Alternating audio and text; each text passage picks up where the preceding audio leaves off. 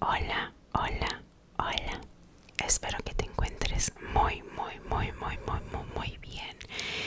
Por si no me conoces, mi nombre es Nana Whispers y bienvenidos a mi canal. El día de hoy, como ya habrá visto en el título, te estaré leyendo sobre horas paranormales en el terminal de Maracay, Venezuela. No olvides suscribirte, activar la campanita de notificaciones para que sepas cuando subo video, comentar y darle like y seguirme en mis redes sociales que te las dejo por aquí. Ahora sí, sin más que agregar, vamos a comenzar. El terminal de Maracay fue fundado en el año 1973 durante el gobierno de Rafael Caldera. Es una infraestructura con una energía incómoda, parecida a la del Hospital Central de Maracay. Este parentesco va desde el ambiente caótico, movido, hasta ese lado tétrico, construido por un gran número de leyendas y situaciones paranormales. En sus orígenes fue la sustitución del viejo terminal llamado ARC, que estaba ubicado en la calle Carlos Soulet y Santos Michelena. En la década de los años 70 se planteó el objetivo de crear un terminal que abarcara diferentes rutas, no solo entre el estado de Aragua, sino con destino a otros estados del país. El deterioro de sus instalaciones con el paso de los años, el movimiento diario de los pasajeros, la delincuencia y los transportistas se han encargado de crear una especie de energía bárbara.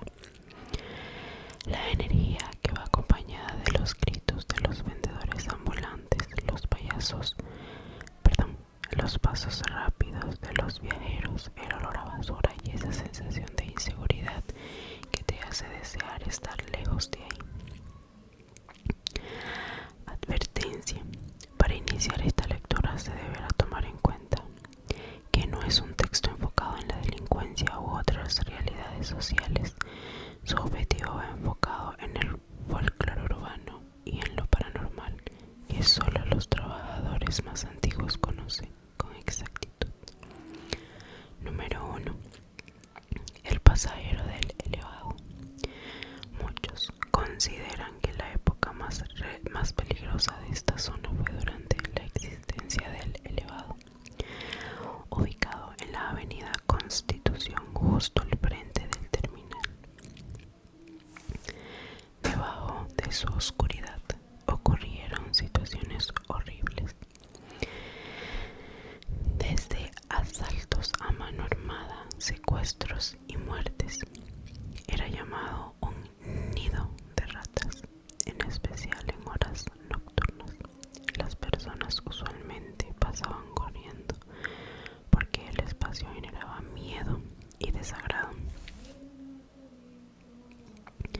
En el año 2005, una joven estudiante llamada Yesenia iba sentada en el tercer puesto de un autobús de los Amanes a las 6:45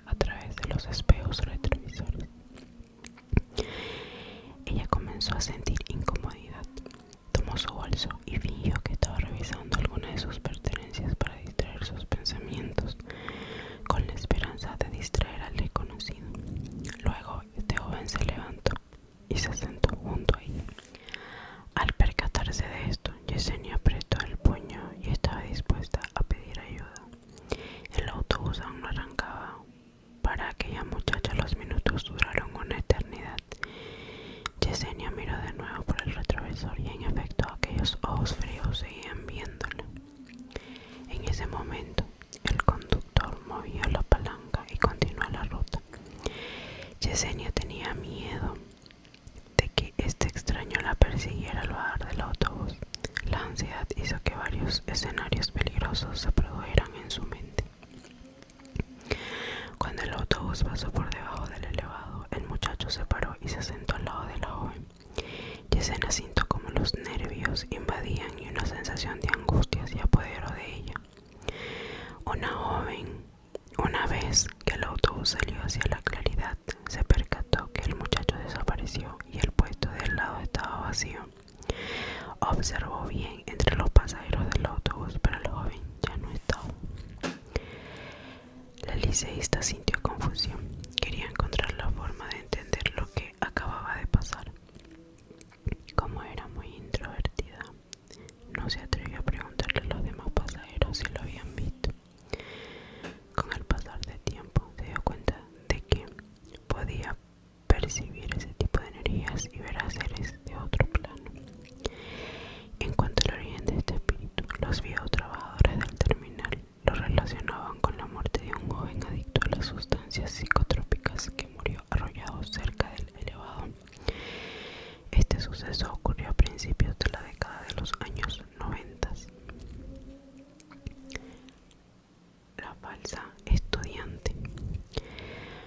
No todas las leyendas urbanas tratan de eventos paranormales. Existen aquellas donde se acercan más a lo terrorífico de la cotidianidad, y este es el caso de la falsa estudiante.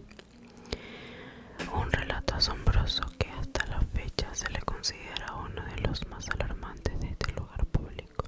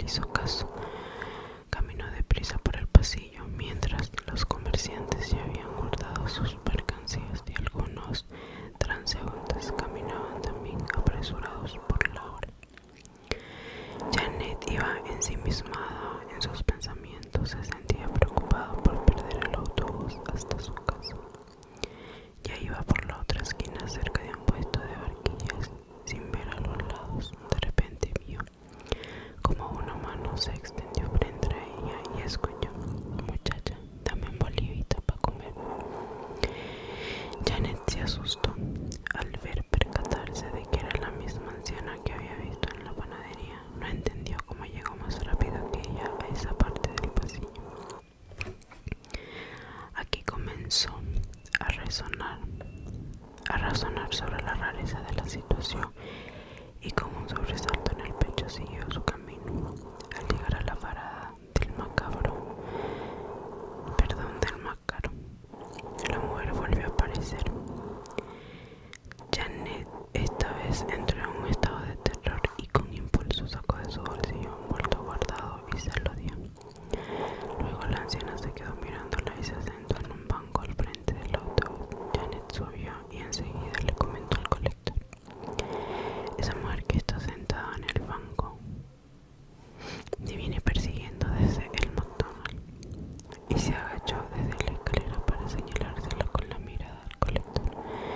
Yo le di unos reales, no la vayan a dejar subir. Mire señora, pero ahí en ese banco no hay nadie. Claro que sí, ahí está, la estoy viendo. El banco está vacío señora, ahí no veo a nadie. Janet, al verificar de nuevo, sintió un bajón en el estómago. La anciana seguía sentada en el asiento observándola y Janet era la única que podía verla. Es aterrador pensar que esa mujer en harapos se trataba de un alma en pena del terminal y esa noche había elegido a Janet para darle un susto. Con el paso de los años, la leyenda de la bolivita así ha ido creciendo, así que si te lo encuentras será mejor que le des algún bolívar, o de lo contrario te atormentará hasta que salgas del terminal. La pasarela. Un sábado por la noche del año 2002, Ana María venía de regreso de un congreso de estudiantes en Caracas. Ya era tarde, casi las 9:20 p.m. Por razones de seguridad, decidió cruzar la pasarela con su maleta en un lugar de la avenida Constitución. Por un instante lo dudó, porque siempre se ha comentado que en esa pasarela roban, pero le pareció un poco más peligroso cruzar aquella avenida desolada después de oír a alguien lanzar unas botellas. Con rapidez subió las escaleras y al llegar al piso sintió que alguien venía detrás de ella. Ana María aceleró el paso porque ese individuo comenzó a seguirla. Por un instante volteó y no vio a nadie. Timbrada del susto, levantó la maleta y siguió caminando rápido. Sin embargo, esta vez escuchó a alguien corriendo. Ella mantuvo la mirada al frente para no caer en sugestiones. Su piel se heló al escuchar la respiración ruidosa del extraño, como si tuviera alguna enfermedad respiratoria. Volteó de nuevo y vio al fin la sombra de un hombre alto y corpulento que medía casi 2 metros. Nunca pudo identificar su rostro. Aquellos pasos se hicieron más intensos y la intención de ese individuo era más clara. Ella comenzó a correr con su maleta cargada cuando estaba segura de que saldría de ese peligro. Casi llegando al otro extremo de la pasarela, sintió que unas manos grandes la agarraron y la alzaron. Ana trató de zafarse y soltó la maleta. Él agarró con fuerza los hombros de la joven. Ana María gritó del horror. El individuo, sin dejar pasar un instante, la levantó a la altura de la baranda y sin razón la arrojó de la pasarela.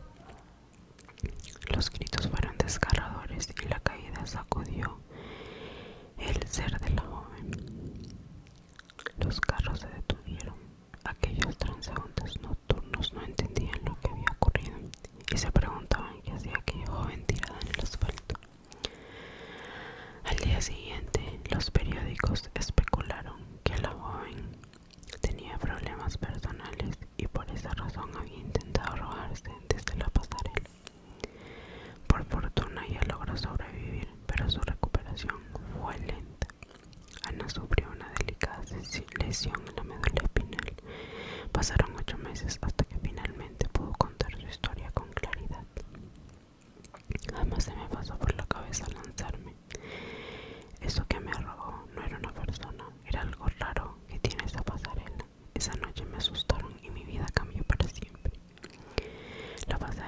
es uno de los lugares más sombríos y con carga energética medio fosca. Hay muchos relatos que lo corroboran. Ignacio una noche iba transitando por el terminal y al pasar por la avenida Constitución decidió subir por la pasarela, pero notó que había alguien arriba. Al acercarse detalló que se trataba de un hombre alto y corpulento. Por precaución esperó unos minutos para que este individuo terminara de cruzar. Sin embargo, ese hombre nunca va. Ignacio se desesperó y subió con rapidez. Cuando ya estaba arriba de la pasarela, observó que estaba desolado y no había nadie. «¡Sape gato!», exclamó Ignacio y salió deprisa de ese lugar. Desde esa ocasión nunca más volvió a cruzar la pasarela, y menos en horas nocturnas. Muchas veces las personas se preguntan por qué nunca suben la pasarela, y es que en las noches un ser habita en ese espacio. Entre otras historias, hace unos meses un hombre subió tranquilo a la pasarela. Cuando estaba en medio, empezó a gritar de manera histérica: «¡Suéltame!». Después de los gritos, saltó la baranda. Lo curioso de todo es que reaccionó en el momento justo cuando estaba a punto de caer. Con todas sus fuerzas, logró entrar en la pasarela y cruzarla, salvándose de una tragedia. El banco del andén 4. Marta Herrera y su esposo Gabriel Peláez regresaban de Puerto Ordaz, así que al llegar a Maracay a las 3:30 am, les tocó esperar en el terminal el primer autobús de Turmero. Vaya. Al llegar se sentaron en un banco del andén y dejaron todas las maletas a un lado. En los alrededores, algunos trabajadores del terminal estaban empezando sus labores. El ambiente era tenue, pesado y frío. Marta, entre un bostezo, le comentó a su esposo lo siguiente: «Amor, anda hasta aquel puestico, el de la lucecita, y me compra un café. De pana no aguanto el sueño». Su esposo, sin titubear, se levantó del banco y caminó hasta el puesto. Mientras tanto, ella se quedó sentada pendiente de sus maletas. El sueño estaba ganando. Sus párpados se cerraban solos, pero debía estar alerta. En el transcurso de un par de minutos no pudo resistir más y se quedó dormida. Empezó a soñar que un hombre de pelo ondulado se acercaba al banco de donde estaba ella. Al tenerlo de frente, notó que en su cara había una herida abierta y unas alimañas saliendo de su boca sin dientes. Marta sintió repulsión. De pronto un estruendoso golpe en el banco la hizo despertar sobresaltada. Marta se levantó asustada y detrás del asiento estaba el mismo hombre del sueño, con esa cara cortada y llena de alimañas. El ambiente comenzó a impregnarse de un olor mortecino. La joven se levantó a correr. Entre tanto, el hombre golpeó de nuevo el banco y se desapareció. Ella, sacando fuerzas, agarró las maletas y se fue a buscar a su esposo. Llegó al puesto de café y al verlo contó lo sucedido. Cuando ella hizo una pausa para tomarse el café, el vendedor estaba atento a la conversación y le dijo de manera seria: «Ay, señora, a usted la espantó el muerto del andén 4». «¿Cómo es la vaina?», preguntó María. «Mire, ese fue un carajo de la calle que mientras dormía otro mendigo lo mató a cuchilladas en la cara. Eso pasó hace años. Aunque la gente por aquí está más pendiente de los vivos que de los muertos, uno que otro dice que ese tipo quedó ahí y a él no le gusta que se duerman en su banco. Si alguien se atreve a hacerlo, lo despierta con un trancazo en el asiento». Así mismito, como le acaba de pasar a usted. A Marta le empezaron a temblar las piernas y su esposo, al verla así, la agarró para que no se derrumbara. Después de pasar el susto, llegó a la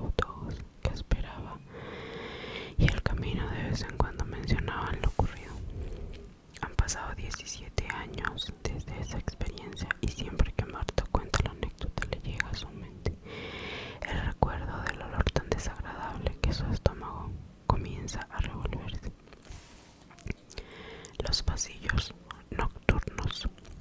Desde hace años, algunos transeúntes y comerciantes cuentan que en la noche suelen escucharse pasos y verse sombras en los pasillos solitarios. El terminal entra en un ambiente de desolación como un vacío profundo en el abdomen. Esto siempre ocurre a partir de las 8 p.m. Los gritos de los colectores suelen desvanecerse. Los andenes quedan sucios y sin peatones. En cuanto a las partes principales, los pasillos están a media luz y la basura se convierte en la sombra del paso. Es también la hora de las fechorías y de los deambulantes en los rincones. Desde el año 2020 o menos, las nuevas generaciones suelen decir que existe una especie de backroom en el terminal durante esas horas. Para quienes no conocen este término de internet, backroom se trata de un creepypasta relacionado a un laberinto de ambiente aleatorio, situaciones espeluznantes y varios niveles. Estos suelen generarse en espacios solitarios. Los pasillos principales del terminal son un claro ejemplo de esto. Por otro lado, es seguro que en realidad pueda tratarse de una kenopsia, un efecto psicológico que despierta un sentimiento inquietante generado por lugares vacíos que suelen estar repletos de personas en la cotidianidad. En el año 2017, Joseph Gutiérrez estaba en el terminal a las 5:30 AM. Debía llegar temprano a la universidad y esa mañana se le ocurrió meterse por uno de los pasillos solitarios que estaban adentro para tomar un atajo y llegar directo a la parada de los autobuses de Valencia. Caminó rápido y sin voltear. De repente empezó a sudar frío. Al sentir una mirada detrás de él, aquel pasillo se le hizo interminable y una sensación pesada se posó sobre sus hombros. El piso y sus paredes empezaron a moverse. Aquel apresuró el paso. Sintió como todo transcurría en cámara lenta. También intentó vociferar algo y su voz se escuchó baja y entre ecos. Aquel pasillo seguía de su el reloj en varias oportunidades y notó que los minutos no avanzaban. Luego sintió su piel erizarse cuando escuchó un grito desesperante cerca de él. Este tipo me robó mi cartera. Se trataba del grito de una muchacha que al salir de la panadería una maleante la asaltó. Las personas al pasar ignoraban la desdicha de esa mujer y solo unos pocos entraron en estado de alarma ante el suceso. Mientras tanto, Joseph siguió su camino hacia la parada de Valencia. Desde esa experiencia